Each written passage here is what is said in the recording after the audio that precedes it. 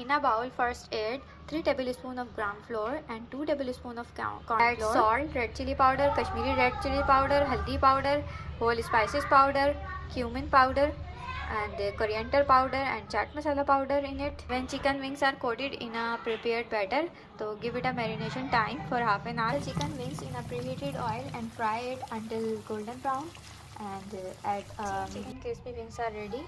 And for detailed recipe you can visit our video section of Kitchen in Budget YouTube channel. So subscribe our YouTube channel Kitchen in Budget and like our recipes. Allah Hafiz.